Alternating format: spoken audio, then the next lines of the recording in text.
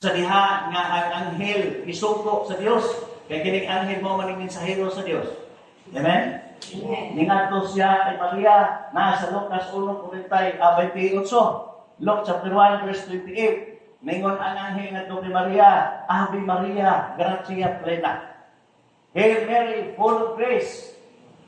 Maghimaya ka Maria, puno ka sa grasya, dili na puno. Puno. Lahi ang napuno, lahi tong puno.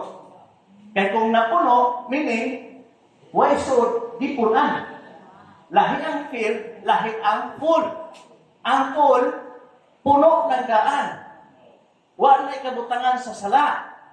Puno sa grasya. Muna kayo maghimaya ka Maria, puno ka sa grasya. Dili na puno. Kisa matong tingog, kisa matong pulong, Ave Maria, gratia plena. Pulong to sa Diyos Amahan. Nga naman sa Diyos Amahan man, ang anghel na nagsulti. Kaya ang anghel, mensahero sa Diyos. Kung unsay isulti sa Amahan, mo to'y isulti sa anghel. Muna nga, pag-ingon pag Ave Maria, gratia plena, iya to sa Diyos Amahan. Pagbisita ni Santa Maria na to sa igagaw si Santa Isabel, Luke chapter 1 verse 42, si Santa Isabel, puno sa Espiritu Santo. Puno sa Espiritu Santo. Nisulti, bulahan ka sa mga babae at tanan, bulahan mo sa ang bunga sa tiyan mo na si Jesus. Isa man itong tingog, kag Isabel, dili sa Espiritu Santo. To kay puno man siya sa Espiritu Santo. Munang ang pulong Ave Maria, gratia plena Dominus tecum, benedicta tui mulieribus, et benedictus fructus ventris tui, Jesus, pulong na sa Amahan, o pulong na sa Espiritu Santo. Muna nasa mga exorcist, babantay mo sa mga exorcism, basta na ay maposes, gamitan ka ni Hail Mary, full of grace, mo kisi-kisi ang yawa. Mo kisi-kisi ang demonyo. Nga naman, torture sa demonyo ang pulong Hail Mary, full of grace. Muna nga ang yawa suma sa Genesis chapter 3 verse 15, dunay kaliwat. Ang babae, duna po'y kaliwat. O ang kaliwat sa yawa, maubitin, magsangka laban sa kaliwat sa babae. Kung sa mailahanan sa kaliwat sa bitin, kanang nasa John chapter 8 verse 44, kanang mga bakakon, kanang magsigig pamakat, mga anak sa yawa. Kanang magsigig buhat-buhat o tigmaaw, anak sa yawa. Sige akusa, ni Mama Mary magkasasala. Sige akusa na nagsimba daw tag mga Diyos-Diyosan. Sige akusa daot sa simbahan ni Tupo ni Kristo. Muna'y kaliwat sa bitin. Kung sa pilhanan ng kaliwat kas babae, naa sa Lucas 1:48, ang tanang kaliwatan magtawag kanako o bulahan. All generation shall be called me blessed. Isa may nagtawag ng bulahan kay Mama Mary. Kita. Amen? Noon ay kalainan. O niya, magsangka. Magsangka daw ni. Kini kaliwat sa babae o kaliwat sa bitin. Sa Biblia, dili ka makakita kung daghang mga pulong ni San Jose. Kapansin mo, wala kaayo'y pulong si San Jose. Gawas na itong nagdampo siya. Ang San Jose, timbuhan pa rin siya kung siya kabubuhan siya. Ang iyahang liho, o yan ang istorya. Dili ang istorya, o yan ang paliho. Pansin po ni San Jose, ang iyahang buhat, o yan ang istorya. Dili ang istorya, o yan ang paliho. Pero sahay, puro na tayo istorya, pero wala yung buhat. Tama? Pero sa San Jose, kung nagitawag ang man of few words, di kayo siya ng istorya, pero bubuhat siya. Sa diha nga ang bata, adunay trait na hitabo siyang pamilya. Kung sa gibuhat ni Jose, kay picture man ang mga bata, panahon ni King Herod. Kung sa gibuhat, layas sila paingon dito sa Bethlehem. No? Dito sila, kapaktas pating layuan. Kung nga si Mama Mary, mo rin nagsakay sa kamayo ng gamay, tawag na ito, asno. Oo. Kung nga, si Jose tawag, nagpaktas. Iyan iprotektahan ang atong mahal na ilahan si Virgin Maria. Iyan iprotektahan ang batang Jesus. Muna kung tinuod ka ng kaliwat ni San Jose, ikaw puprotekta usap kay Mama Maria. Amen. Kung tinuot ka nga kaliwat sa babae, ikaw mo protekta usab ni Kristo. Kung dili lang si Kristo nga maong ulo, kung dili tibuok Kristo atong dawaton. Amen. Lawas ug ulo atong dawaton. Kay usahay may lang ta mo dawat ni Jesus, pero ang iyang lawas atong isalikway. Daghan kaayo ang idawat sa ulo, pero sa lawas wala mo dawat. Kung sa man lawas ni Kristo, kung siya ang ulo. Kung sa lawas, Kolosas 1:18, ang simbahan mao ang lawas ni Kristo. The mystical body of Christ is church. The church is the mystical body of Christ. So kung dawaton na to si Kristo, dawata ang tibo Kristo. Apil ang iyang lawas. Ayaw pwede nang ngayon kang dawaton na nato si Kristo, pero ato isalikoy ang iyang simbahan. Kinahanglan dawaton kung nato ang simbahan mo yung lawas, aron madawat na to ang tibo Kristo. Amen? Muna ngayon sila, way relihiyon na kaluwas ra. Kung dili relasyon, dili simbahan, mali na. Mali na, way relihiyon na kaluwas. Tinood na way relihiyon na kaluwas, kung ka ng relihiyon na, tinukod lang tao, parehan ako, parehan mo, i-restro sa sek, way klarong kaluwasan. Pero kung ang kanagan ng simbahan, itukod ni Kristo, mo kinay purpose nga nung iya ang itukod para magtudlo nato alam sa kaluwasan. Amen. Pilit daw religion, kundi relasyon. Huwag sila ibalugo sa ilinin sa religion. Gikan sa Latin word, religare. Kung sa ilinin? Latin? Religare. So may religare sa Latin.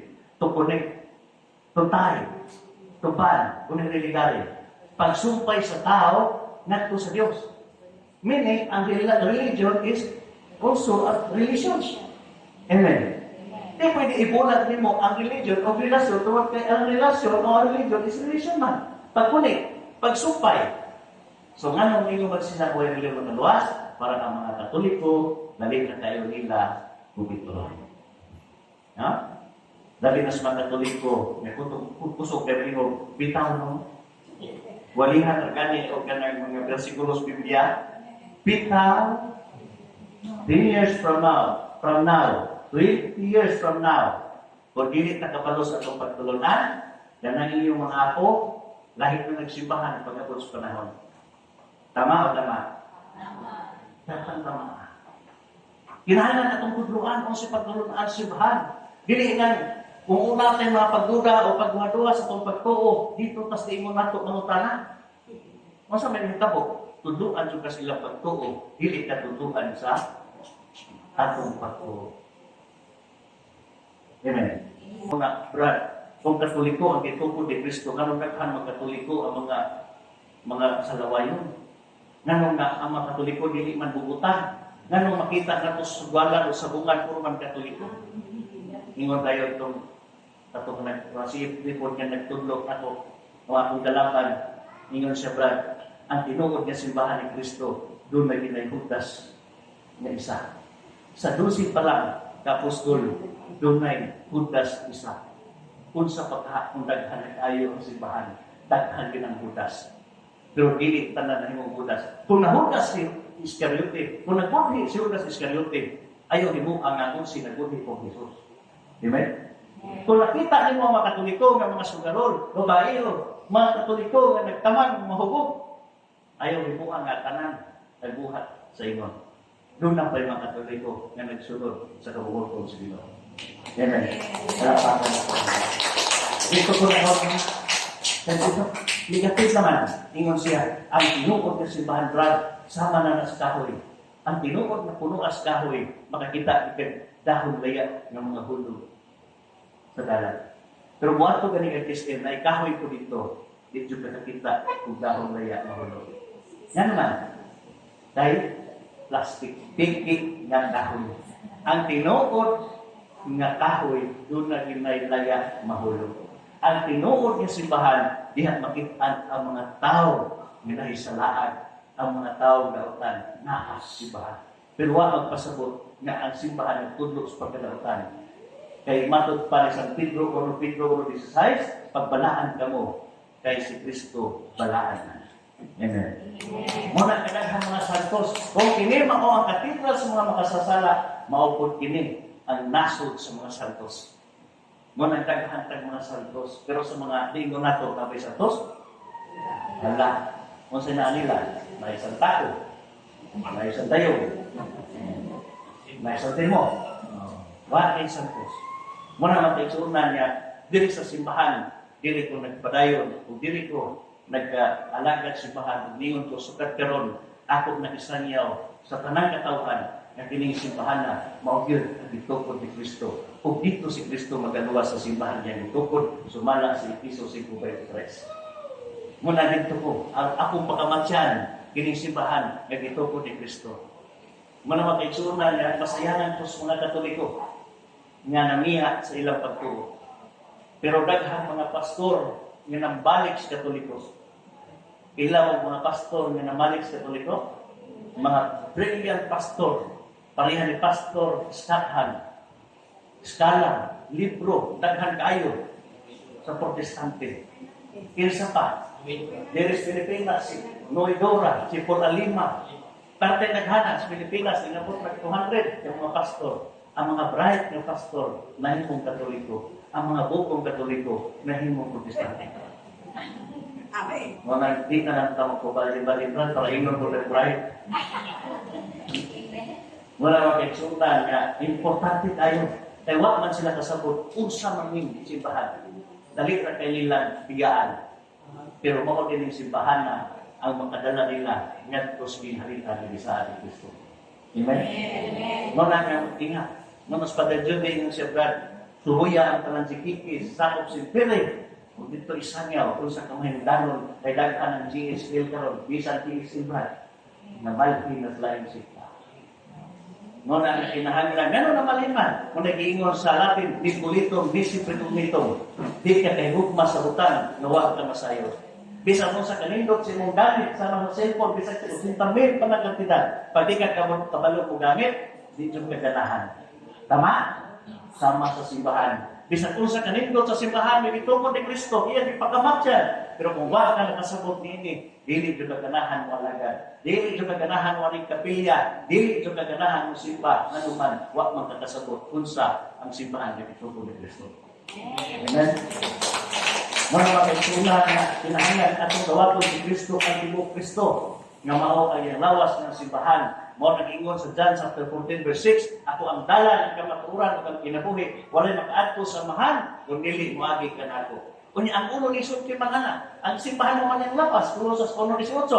So ang simbahan usab mao ang dala, ang simbahan usab mao ang kinabuhi, ang simbahan usab mao ang kamaturan. Amen?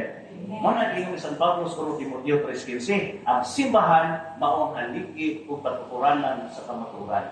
The pillar and the foundation of truth mo ng simbahan. Ang Biblia, produkto lang na sa simbahan. Tayo kung walay simbahan, walay Biblia. Tama? Walay Biblia kung may simbahan. Sa diyang panahon ni Kristo, matol pa ni Kristo, des Mateo 28, versikulo 19 hanggang 20, panglagaw ka mo sa ibang kalibutan, bunyagin sila sa kalan, sa man, sa anak, sa Espiritu Santo. O, tudloi sila sa talaga nung itudlo ka ninyo. O, ginagdumi ako, mag-ubad ka ninyo, hangtod sa katapusan sa kalibutan. Huwag yung minun si Kristo. Panglagaw ka mo, o bisikit si Bitig Biblia, ang di mo to Biblia, di maluwas. Ang ingon ni Kristo, ang pagpanudlo diha sa simbahan. Ano ang nasulat, ang balang kasulatan na binasa sa New Testament? Ang unang sulat sa New Testament, 45 AD. Ang katapusang sulat sa New Testament, 190 to 100 AD. Ang unang version sa Biblia, kano sa 405 AD. Diha pa nagsugod ang Biblia. Gikan sa 405 AD hangtod sa 13th century, wala pa chapter o verses ang Biblia. Lahos ang pagbasa niya na. Lahos. Kasi naghimo og chapter and verse sa Biblia, si Cardinal Hugo de Santo Caro o si Pagninos, Stephen Pagninos. Katoliko, puro pari. Pag-abot sa 15th century, si Martin Luther ng sa kapari, gitabang niya ang Biblia. Nireveal din sa simbahan. Giyapin niya taban ang Madrid. Muna si Martin Luther, nahimo nga king of the Protestant, nagtukod ang sarili niya simbahan. Kung sugod ato, daghan na kaayo nagtukod ang simbahan, hangtod sa Pilipinas, daghan kay magtutukod. Sa Pilipinas, kinsa nagtukod itong 1914, si Felix Manalo sa Iglesia ni Cristo. 1980, isa nagtukod sa 1980, si Ili Soriano, kadating daan. 1985, nagtukod si Kibuloy, the appointed son of God. Kung daghan pa, no? Na ay mga kingdom of praise, na ay isa pa itong itong gitagok sa Surigao, dating daghana, nagtukod. Nga naman, dili tungod sa may balita, kung dili tungod sa maayong pangita. Mga magkaigsunan nga mag-ingat sa mga Katoliko, si Mama Mary, ato dalkong pendiente kay kung asa si Mama Mary naa ang simbahan ni Kristo. Amen? Kaya sa diha na siya, si Kristo namatay, ginasang sa cross, kaya bibilin, ang iyang inahan dito sa simbahan. Kung sukan ato, si Mama Mary, puyo dito sa simbahan.